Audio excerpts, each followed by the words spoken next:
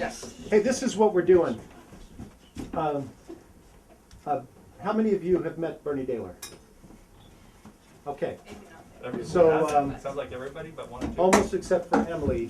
So what we're going to do today is we are going to ask Bernie as many questions as possible.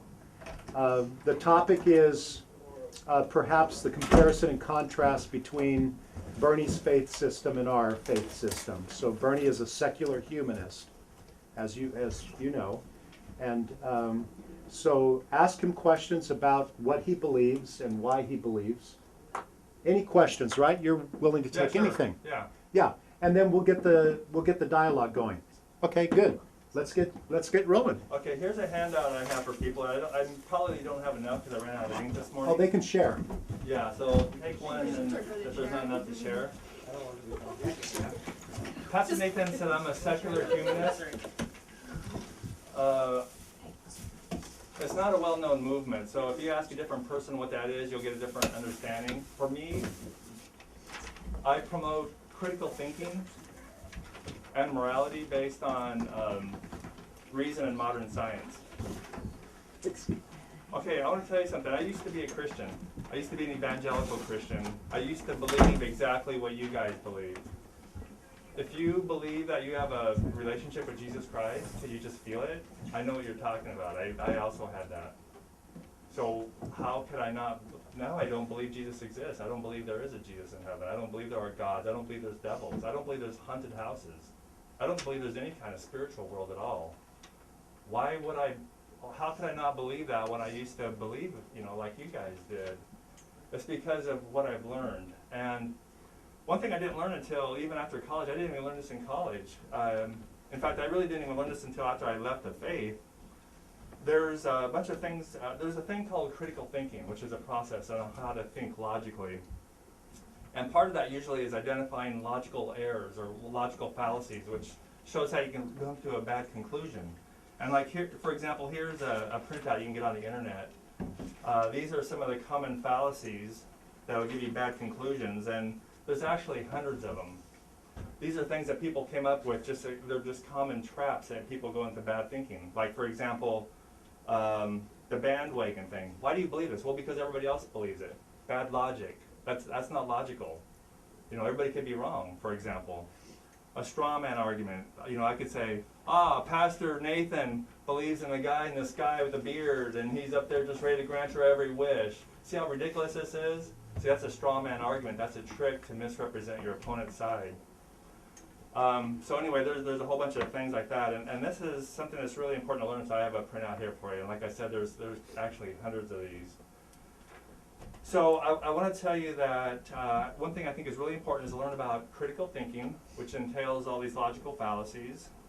And the other thing is the importance of evolution.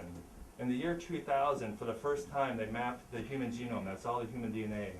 For the first time ever in all of history. And since then, they've also mapped other DNA, like dogs, cats, fish, and everything.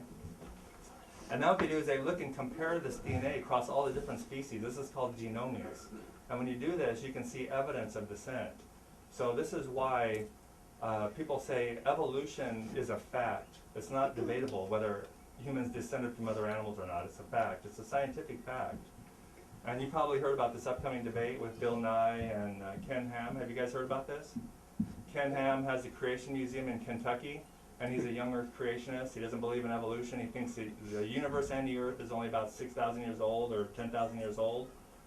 And so Bill Nye is going to say, look, evolution is a fact, and the Earth is billions of years old.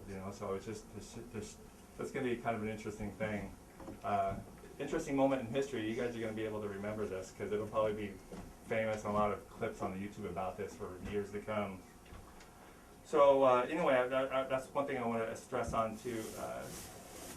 point is that evolution is a fact, and that will affect your theology because usually when you preach the gospel, what do you start with? Man is a sinner. How did he become a sinner? Well, God made humans perfect, and then they disobeyed God, right? Well, with evolution, we know there was no first man. There's no such thing as a first man because humans descended over time in a population. So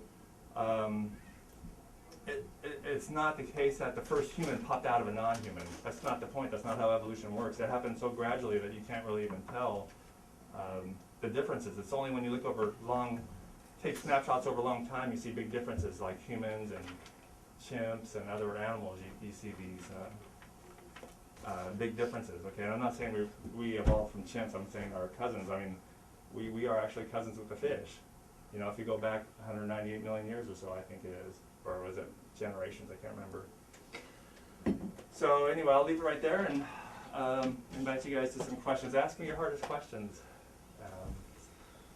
You know, what do you learn in apologetics? What would you say to an atheist? I'm an atheist, basically. I don't believe there's any gods.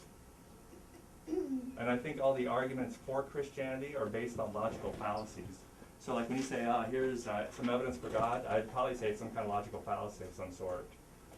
So let's start. This is, you know, this can be fun, right? It doesn't have to be threatening, so, you know. Yeah, okay. Okay, well, I was wondering, in your view, what do you do with, like, consciousness and the self-awareness that seems pretty unique to humans, especially, like, with their very complicated, you know, culture and arts and language and all that stuff, and, because there are, like, 3 common standpoints for consciousness, which is materialism, dualism, and Mysterianism, and I was kind of wondering where you stand on that. Yeah, so, you know, this is actually a fascinating question in science and philosophy. And what happens is, there's a lot of unknowns here. I mean, you can imagine if you know, like I said, before the year 2000, they just started mapping DNA. So before the year 2000, we didn't even know what the human genome was, what the human DNA code is. And even now we have genes and we're not even sure how they operate. So right now there's a lot of gaps in understanding there. Okay, so one thing you said is we seem so different. Yes, we do seem different. But a lot of the things that we show, there are similarities in the animal kingdom. For example, we make tools, and you think, okay, they used to think that's a human thing, but then they found out all these animals that make tools. Okay, so then some people thought, well, you know, we have a sense of humor. That's kind of something different we have that other animals don't have. Well, you can see other animals playing around. You know, it's like, okay, well, we love, that's special. And it's like, well, you can see other animals, they seem to show love.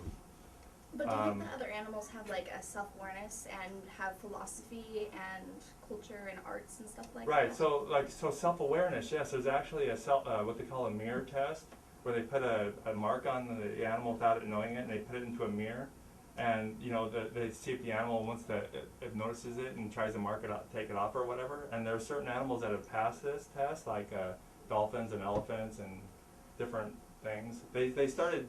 So all these animal studies in consciousness are kind of actually new.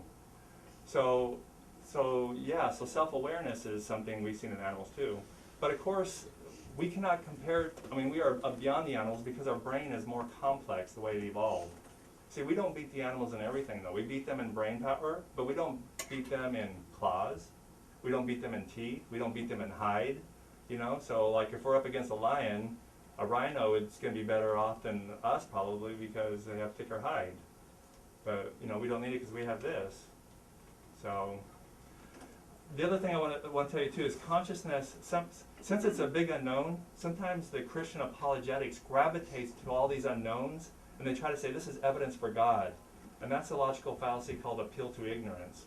It's like nobody knows, therefore it's evidence for God. So I usually say to the apologetics, you know what, really, if you have evidence for your faith, why don't you point to stuff we actually know? Why do you go into these unknowns area? You know, like, nobody knows where the Big Bang came from, therefore it's evidence for God. It's like, wait a minute, why don't you talk about something we do know, like the galaxies are spreading apart so fast or something? How does that, you know, relate to your faith? Instead of looking at, but they don't look at these facts, they usually go to the unknowns. Because there are no facts to support it, I would say. I have a question about evolution. Why is it that if humans came from the monkeys, there aren't like sort of half human, half monkey things right now? Like, so it would be like a more constant stream if we're just like over the years slowly evolving. Why is it that there aren't sort of half and half things right now? Well, the way evolution works is animals evolve to a certain niche, and then sometimes they have like, that's why there's invasive species sometimes. Like if you introduce a new kind of rat or snake into Hawaii, it can take over and destroy the natural habitat and stuff. So there's an ecological niche that it can only support so much, and then the other animals usually wipe them out. But you know, kind of a funny monster creature that has a lot of different parts is like the platypus. Have you ever heard about that? You know, he's got it's like a mammal that lays eggs, I believe, and he's got the bill of a duck and flippers and all that stuff. So it's kind of a weird, funky animal. So you kind of think that, you know, if God's designing, you know, you think about it, if God designed all these creatures, what is he thinking? You know, like the platypus and all these funny different animals. I mean, you know. But you know, with evolution, it kind of makes sense how all these funny creatures are found. Like, well, they get these funny dinosaurs. Oh, he had a vacuum kind of mouth or something. And it's like, why would God make all these variety of dinosaurs and they're all gone? I mean, what's the point of that? But with evolution, see, they say actually that 99% of all, 99.9% or something of all species that ever lived are now extinct. So, you know, like the young earth creationist, he thinks, oh, well, what we see here is kind of like what God made. But it's like, actually, this is like the very tip of the iceberg as far as species, what you see around here. So, yeah. So you said you believe that like everything that we see is just basically everything that exists, and that there's basically no spiritual realm. Right. And that when we die, we just turn to dust. Do you believe that? Mm-hmm. So, what is the point of trying to figure out everything, you know, trying to figure out how the universe works, and why do we do all this stuff, you know, engineering, stuff like that? Why do we look at certain elements and say, oh, this has this characteristic and that one has a different characteristic? What's the point of doing all of that if this is all we have? Well, on one hand, you know, in America we feel so safe, so we don't even think about this, but you know, the fight for survival is actually a very important thing. And I mean, like most of us, we don't even know about what the military does. The military has trained killers. The world is a really rough place out there. And in order to stay on top and even survive, you have to be prepared to defend yourself, right? And so one thing we do with technology is as soon as they usually invent some kind of new technology, like nuclear physics or something, they usually weaponize it right off the bat, the first thing. Because if your enemy gets this, they're going to kill you. So this is why we race to space for space programs. They call it Star Wars for satellite, you know, the satellite missile defense and attack and all that stuff. So we need to go into science in order just to live in this arms race. This arms race is throughout all of nature. All the animals have an arms race, you know, like the antelope and the cheetah, for example. You know, the antelope, the cheetah chases the antelope, makes it faster, and that's what makes the antelope fast, and that's what gives it the cheetah quicker speed and bigger teeth and claws, and it's just an arms race between the two. If that's the case, Bernie, why in our last Beaverton Religion Forum, and why largely do secular humanists attack Christianity, blaming Christianity for wars in this world? If what you said is true, and I agree with you, why isolate one group of humanity and say, look what you've done, you've caused all these wars? Well, usually what secular humanists do, there's actually this word called planetary. There's a kind of a planetary view that we should take of all humanity. We are all humans. And it's a fight against what they call tribalism. And usually tribalism is like, my country is the greatest, and sometimes it's like, my God, like our, you know, we're going to war in a banner with our God, and our God will prevail. You know, like somebody might say, let's go fight Iraq for America and for God, you know. And even think about, hey, you know, we're Christians and we're going over there and fight those Muslims. I mean, they might even think on those lines. But Right. But here's the thing: when the secular humanist attacks one of these other tribes, I mean, you're breaking more than one rule of logic on your paper by doing that. You're breaking several of those rules when you do that. Well, usually, But actually what you're doing is you're taking the tribal warfare into the discussion, into the forum. Well, a lot of secular humanists, what they say is that democracy is a superior, I mean, some of them get really specific and they'll even say democracy is a superior political system, and they'll argue that democracies are not known for rushing off to war, and one of the reasons why they'll go to war probably is because there's an existential threat against them. I mean, we gotta go to war because they're gonna come after our country and try to destroy us, so self-defense, we need to go to war, basically. But if every human group is prone to this, I mean, you just gave the classic atheist, secular humanist view of humanity in the world, which is very dark. It's very much founded on survival of the fittest. It's very dark, as you painted it. If that is the secular humanist worldview, why on earth would you turn on one tribe and say, shame on you for starting these wars? I don't understand, I mean, who's turning on a tribe? I don't understand that. Well, for example, in this last Beaverton Religion Forum, you from the stage and then someone from your group, a woman in the audience, made the argument basically saying the Christian system is bankrupt because and she even listed the Iraq War as if it was a Christian war, as if it was a Christian-Muslim war. And you agreed with her. You laid blame on the Christian community for starting wars. And it just doesn't seem, basically, if Christians start wars, and they have, it proves the secular humanist point that the whole system is corrupt and doomed to failure. And of course we're going to have tribalism because it's survival of the fittest. We wouldn't expect world peace. We would expect one tribe to dominate over the other. We would expect some human tribal species to fall by the wayside and disappear. But the thing is, no, see, that's your interpretation about I said the Iraqi war was a Christian war. I never said that or meant that or thought that. And I was just saying if we go to war for oil, it's a bad idea. I know it's a debatable topic. I'm not saying we did go to war for oil.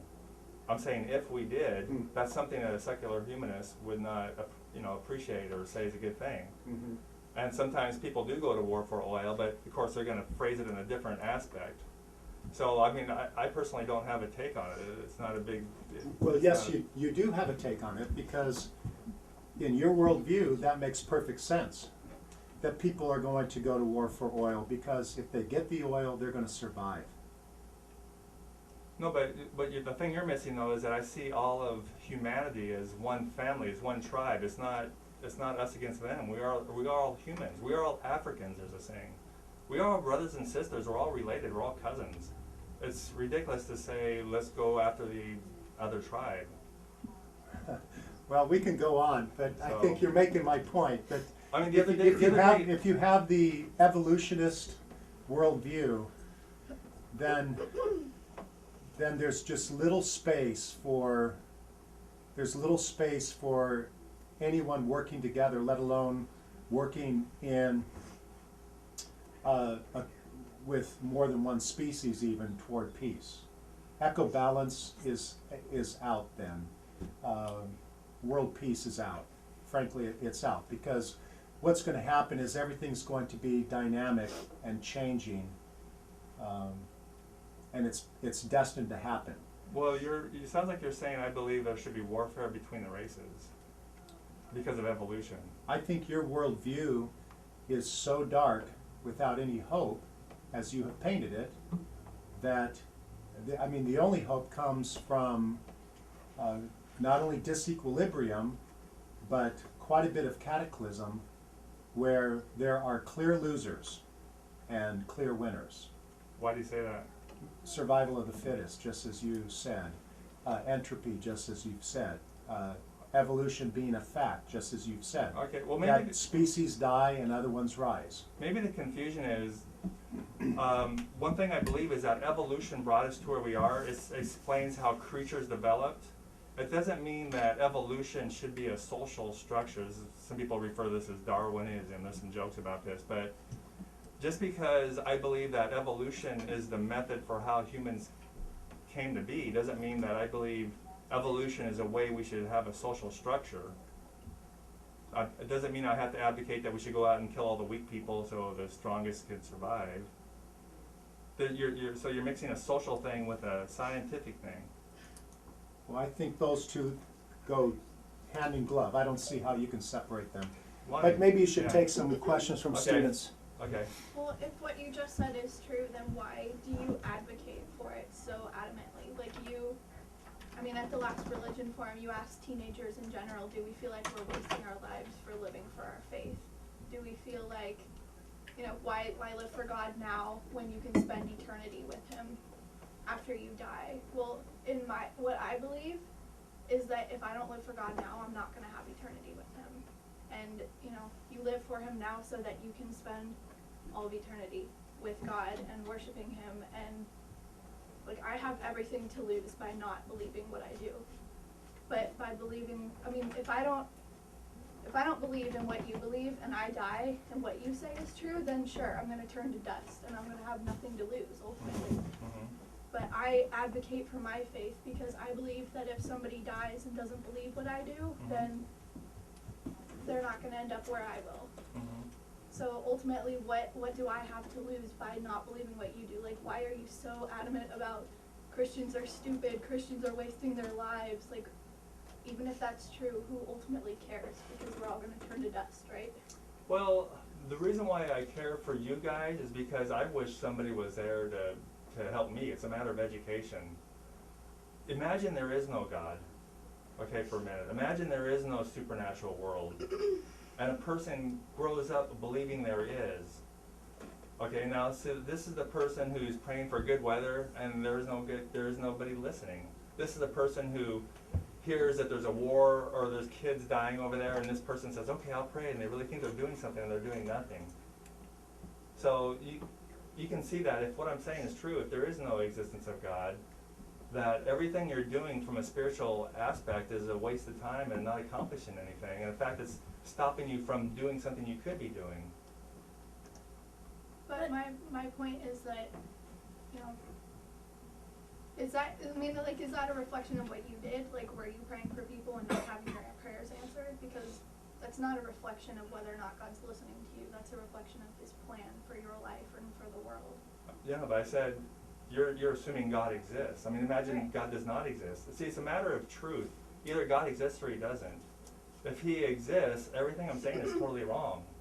But if He doesn't exist, everything you're doing is totally wrong. So it really all comes back to truth, not what makes you feel good, not what makes you think is better for society or whatever. It comes down to the truth, and then you got to deal with the truth.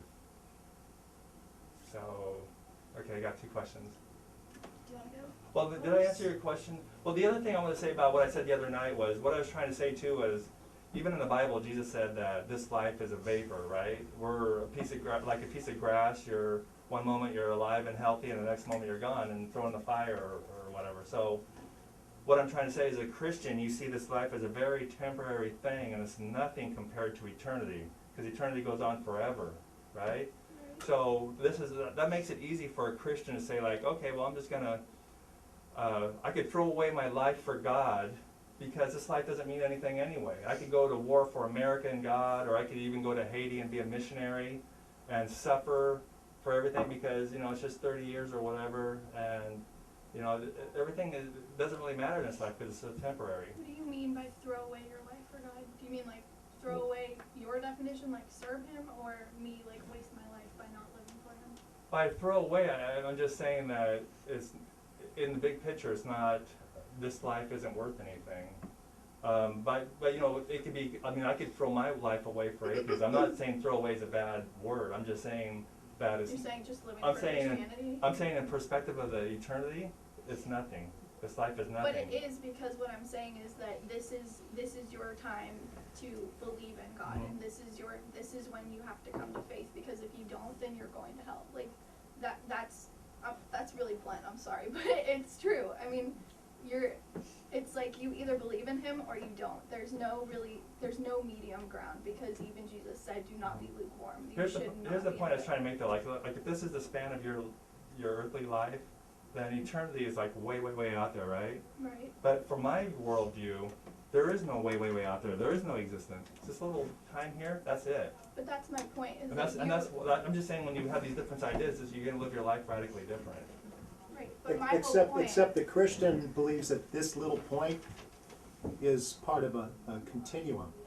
You're making this very sharp distinction between all of eternity and now. But my 30 years now is part of all of this time. What about your You one see, day? so that what that does, if you see it on a Mhm. continuum, Bernie, Yeah. it makes once again your view to be dark, hopeless, and really inconsequential. It's your view makes life inconsequential now Okay. because it's only this little bit. But the Christian believes that this little bit is connected to eternity. Right, right. So we both your- understand it's that. your view. No, it's your view that is inconsequential, insubstantial, unhopeful, unusable. Well, that's a longer discussion about whether it's useful and all that. But my whole point was just that when you're a Christian, you see a lot more beyond this life, and all that stuff beyond this life makes this life pale in comparison because of the time frame is so short and insignificant. Whereas I'm just trying to show the difference in contrast in worldviews. Well, where in my worldview, let me I can put it see into why- another. Wait, I yeah. can see That's my why only that would point. be like, that wouldn't make sense to a lot of people because it seems like a big waste of time to dedicate your life to serving God and to all these things. But it's hard to deny that it's a waste of life because, like, Western civilization is founded a lot on, on Christianity. Like, people became literate because the Bible was distributed. And, like, Christians who, I guess in an atheistic, hedonistic point of view where this is your only life and live, however you want, like, that's great. And I do understand how liberating and freeing that would be, and, it feels really, really good. But at the same time, it's really hard to deny how that Christianity hasn't been, that, like, this idea of not living for yourself and living for a higher purpose has not been good for society, even if it's not true. Like, the functionality of religion, I think, has, like, contributed a lot to society, like, hospitals and schools and Right, all right, of these right. things. Mhm. And I think that it's not a bad thing to encourage people not to live, selfishly and just for your own individual pleasures and desires. And, like, that kind of self-sacrifice is really unique to religion. And, like, that kind of community-centeredness is really, really unique, especially to Christianity, I've kind of noticed. There is that in other religions, but I don't know. Well, It's- suppose for example, let me give you an example. Do you think you should talk a Mormon out of their faith? Even though they're doing good works and everything, and they're doing incredible good works also?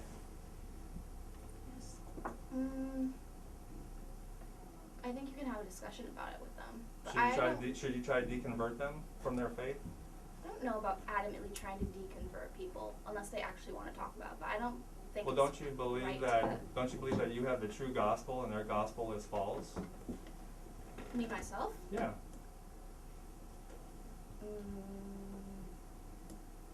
There's going to be a range, a wide range in this class on that. Yeah. I'm sure a lot of Christians would feel that way.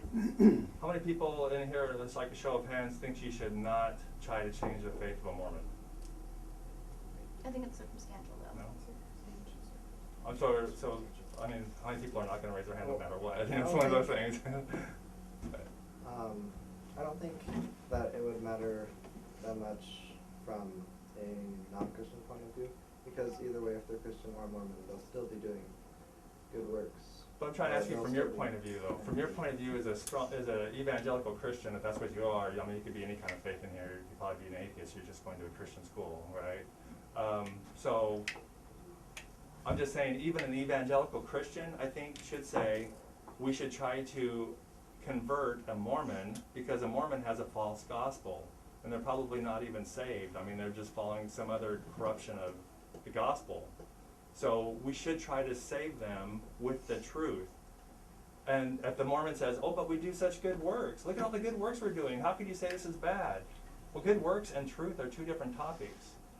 That's our perspective, though, but you're an atheist, and you don't Mhm. have any sort of divine truth that you're mandated to go and tell other people. So why do you feel this need to tear down these you know, these tenets and everything that have done a lot of good for society. Right. So you said I don't have any divine truth. The thing is, there's only one truth. Things are real or they're not. There is no such thing as divine truth and scientific truth. There's only one truth. That's it. That's right. But that's not answering my question. Well, you said I don't. You said why should I care? Because I don't have any divine truth. It's not I about. mean, like, you don't have some mandate that says, go tell all the world that, you know, no religion is real and Right, evolution is the truth or It's whatever. my Like, it's my personal interest. That's all. okay. Okay. The reason why, when I first became an atheist, it was very tempting just to say, okay, I'm just going to live my own life now, leave all this alone. And I thought, okay, well, maybe I should teach my kids what I learned so they don't have to go through the same things I did. And I thought, well, maybe I should teach other people too. And so that's why I do it. But do you deny there's some value to the functionality of religion within a culture, even if it's not true? Or do you think that truth Yeah, outweighs definitely there's some everything? value. There's definitely some value to it. And it could be Mormon, Hindu, or whatever, yeah. There's some value to it, but is it true? It's not. And if people say, well, I know God, basically, you know, when you get to a lot of the evidences, there's actually apologists. I don't know if you know Stephen Gregg, but he's actually said this. He's a radio apologist. You know Stephen Gregg? No, I'm so bad on names, Bernie. I'm sorry. He wrote a book, Four Views on Revelation. But anyway, he says, he even said in the debate one time, like, you know, there's all these arguments for or against God. You know, bottom line, I just know God is real because I feel him in my heart. I mean, that's a fallacy, I believe, that you cannot discern truth by your feelings. I mean, I even met with some Mormons, and they said, pray about the Book of Mormon. I did. I prayed about it, and I got a feeling. And my brain goes, what are you doing? You can't believe this. You already know too much. So like, I was a Mormon for like 3 seconds until my brain said, what? Doesn't make sense. Well, on that line of reasoning, wouldn't you not be able to discern truth by sense then? Why? Well, because since your senses are personally yours, you have no way of, if you can't discern truth from feeling, then, which is also something that's personally yours, then you shouldn't be able to discern truth by sense because you can't get other people to agree with it empirically. That's a pretty good question. I think that's a good question that you're thinking about. That I'm glad you raised that up. This is one of the powerful things about the scientific method is it removes subjectivity from the whole endeavor as much as possible. So, for example, and also the scientific method involves reproducing tests and independently verification. So, you know, if you're deluded and you see something, if somebody else doesn't also see it, then it's not real. So one of the ways, like for example, science removes subjectivity, and this has actually been learned by science because science have screwed this up and they've had to catch each other and correct each other. But for example, if you say like, oh, let's do a test on colors. What color is this? And you say red, and somebody says dark red, somebody else says light red. This is not science. This is very subjective. So what they do instead is they try to get a machine and measure wavelengths or something. They'll say it's 850, you know, whatever megahertz or whatever the frequency is. So you learn how to do things scientifically and not subjectively. Because what you see is red or blue, you might change your mind and say it's reddish green or whatever, you know, bluish green or something. So that's what science does, is it removes the subjectivity. That's one of the major objectives of the scientific method. And that's why it's so powerful, because it removes delusions from things. You know, you can see everybody can see a mirage and say, I swear I see a mirage there, but that's just part of our knowledge base. We learn that what you see is not always right.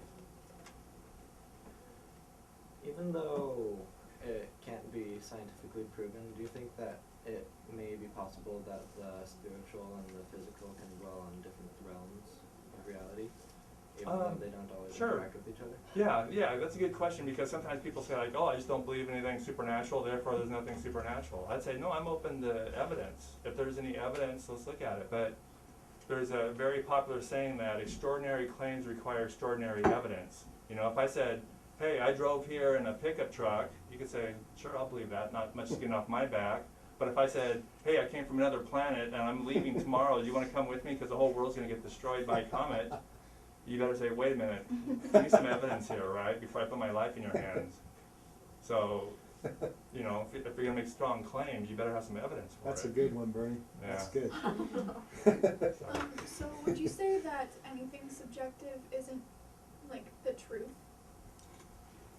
because you're saying that like all scientific fact, it has to be like objective and it has to be like true every single time. Well, science does not use, as far as my understanding, does not use anything subjective. Yeah, so what would you say about love then? Mhm. Because love is very subjective, I would say. So is that Right. not true?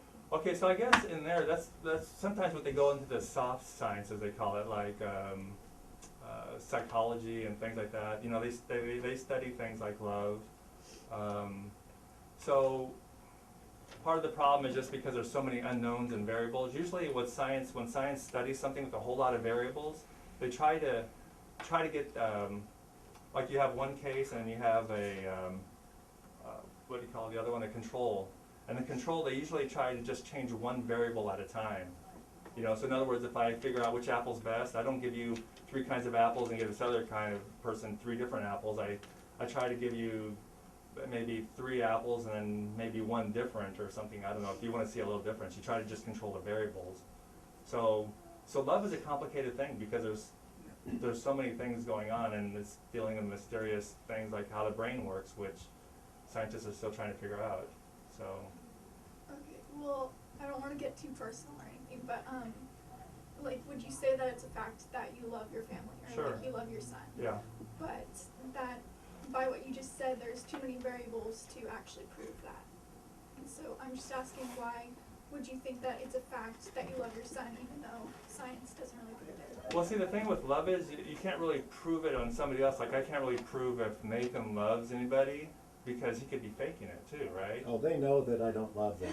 Yeah. They know that. So you can't really judge somebody else on that because they could be a good faker. So. I'm not judging. I was Right. just asking, like, what you would believe Mhm. that to be. So, yeah, you know, the 2 things about love is there's love as a commitment and there's love as a feeling. You know, one is I love this person because I have a strong feeling for them. The other one is love because I have a commitment for them. So love is a complicated thing anyway too. You probably heard in Greek they have like 5 different words for love, right?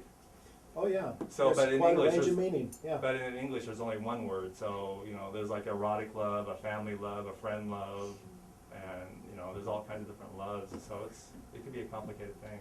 But even the measurement of commitment, that's complicated, wouldn't you say?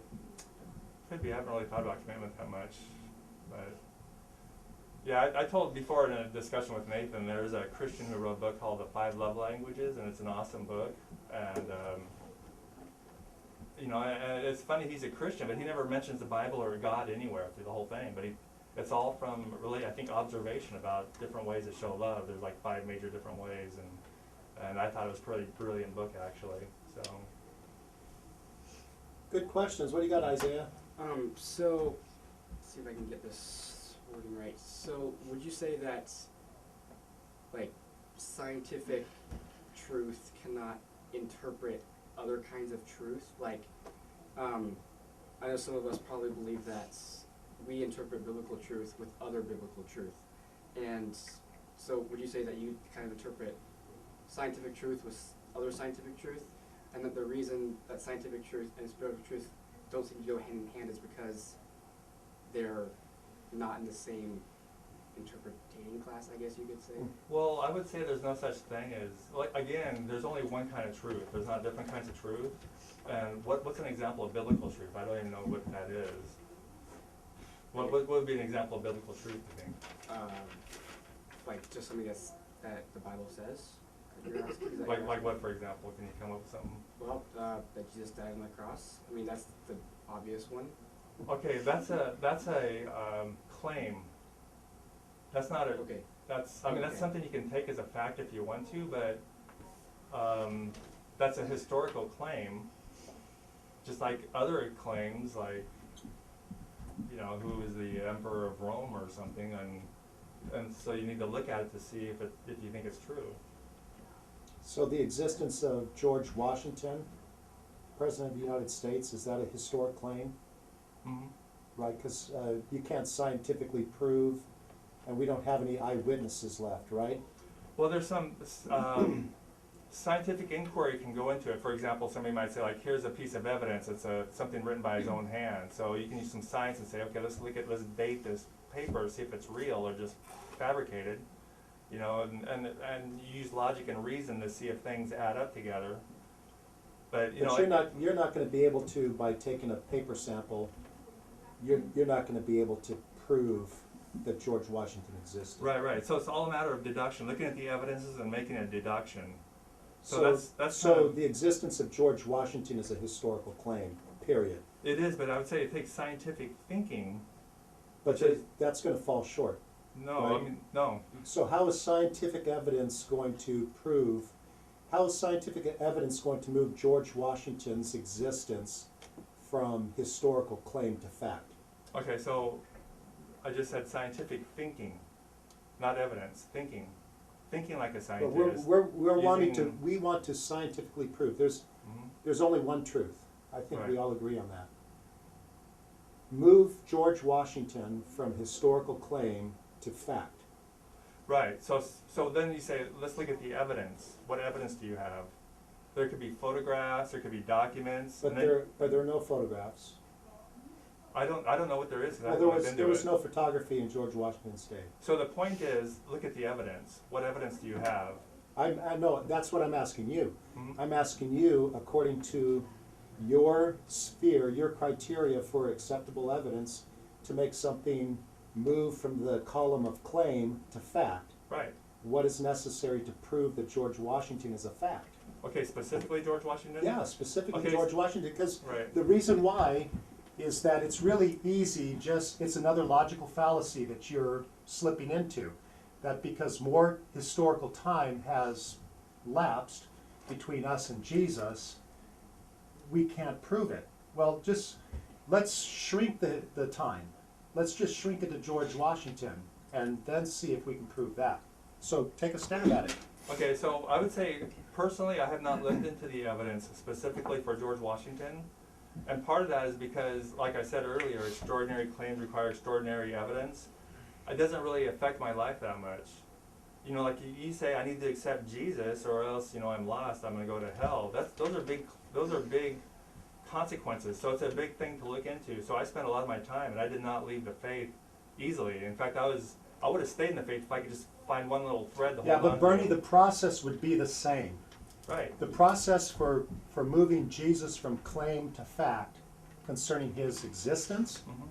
would be the exact same scientific process as you would for George Washington. So Right. yeah, I agree. one might be a bigger claim than the other. One might impact your life more than the other. But there's- try it. Tell us how we would prove George Washington's existence by your criteria for proof. Well, all I could just say is, like I said, generally speaking, I'd have to say look at all the evidence, but it's What- not. It's yeah, not a but big I enough want to know question. what that is. I mean, you're too general on this. He For hasn't you brought have any to give more evidence for it. He didn't specifics. prepare for this. Huh? And I think that there's a general consensus that Jesus is a historical figure, but there's a lot of supernatural claims that go along with Jesus that don't go along with George Washington. So No, but I'm just asking for the existence, and Bernie should, in his system, if he's going to put so much value on scientific evidence and proof, he should be able to tell us today how that works. But why should I It should, care? because science, no, listen, it's very simple. Science has been working for a long time to give to us a very precise list of criteria and steps to prove anything. We do it. So do it. Take us into your laboratory and tell us how we prove the existence of my great-grandfather or my great-great-great-grandmother or one of my distant relatives, Meriwether. Tell us how we do that. But why should I care about that? I mean, that's if I did that seriously, it would take a lot No, of you time. should care about your method. And I know you can't answer it because you can't tell me what your method is. You could just say scientific evidence or scientific practice, but you don't, Bernie, you don't even know what that means. That's my point. You can't tell me how we prove the existence of George Washington. You can't tell me how you prove the existence of Jesus. You cannot tell me. That's why you're stalling. Well, no, it's not stalling. It's just there's a very simple principle here too. It's called the burden of evidence. This is actually another one of the logical fallacies on here. This is a critical one. Burden of proof. What this means is the person making the claim has the burden of proof. So again, like if I said I came from another planet and I want you to leave with me tonight or else you're going to die because an asteroid is going to hit this Earth, The burden of proof, I can't say, prove me wrong. Come on, what do you got?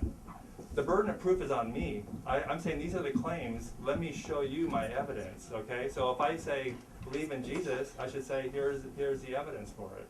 Yeah, but it goes both ways, because you And claim, what is the you evidence claim for, let me that- finish though. So what is the evidence for George Washington? I don't know, I never looked into it, there's no claims there. So I mean, Okay. I could look into every president, I don't have time for all that. So, but if somebody's gonna make a big claim about Jesus, I got time for that. well, unfortunately, this has been good. Unfortunately, speaking of time, we're out of it. Because here comes Mrs. Olchi. Thank you so much, All Bernie. right. Thank you.